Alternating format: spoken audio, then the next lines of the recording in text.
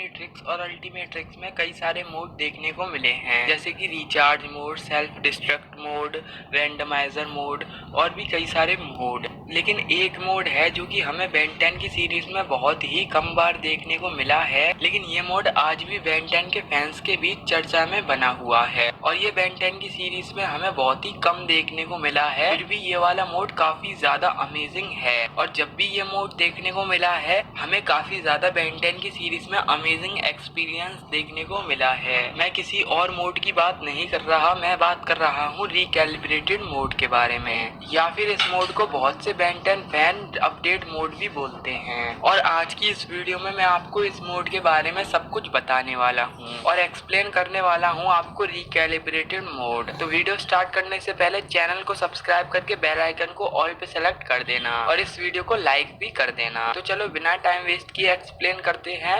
रिकैलिब्रेटेड mode.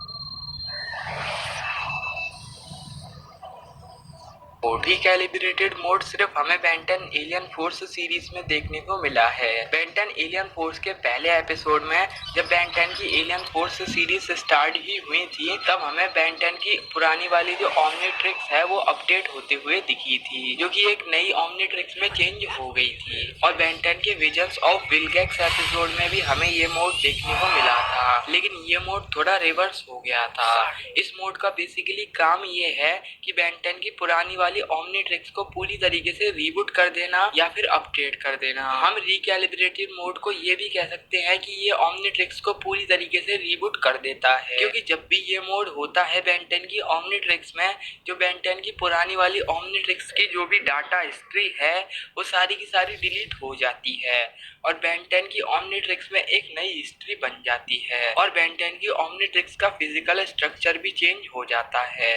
चलो Ben 10 की Omnitrix के अंदर के फंक्शन तो समझ में आते हैं कि चेंज हो जाते हैं, लेकिन बाहर के फंक्शन क्यों चेंज हो जाते हैं, चलो ये भी मैं आपको एक्सप्लेन करता हूँ। तो ये तो आप सभी को पता होगा कि ओमनीट्रिक्स जिस मेटल से बनी है या फिर जिस भी एलिमेंट से बनी है वो एक तरह की गैल्वेनिक मेगामॉर्फ की बॉडी है और गैल्वेनिक मेगामॉर्फ की बॉडी अपने आप को किसी भी शेप में डाल सकती है।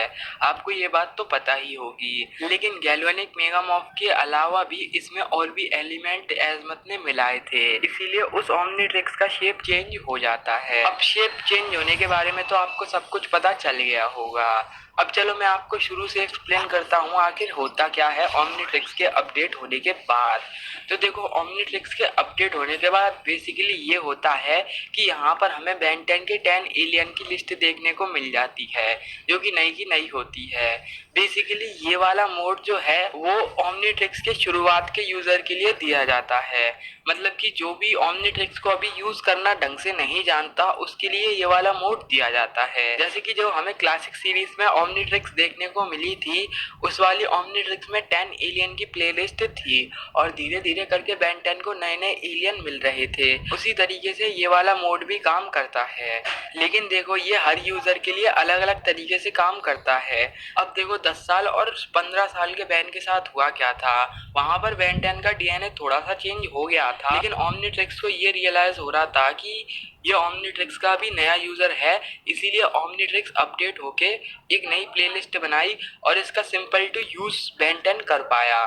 तो देखो ये वाला मोड बेसिकली ओमनीट्रिक्स में इसीलिए दिया गया है ताकि इसका यूजर इसको सिंपल टू यूज कर पाए और इस मोड को ज्यादातर एजमत ही एक्सेस कर सकते हैं। चाहे तो बैन भी कर सकता है, लेकिन बैन को इस ओमनीट्रिक्स के बारे में काफी इंफॉर्मेशन होनी चाहिए। तो हाँ, यही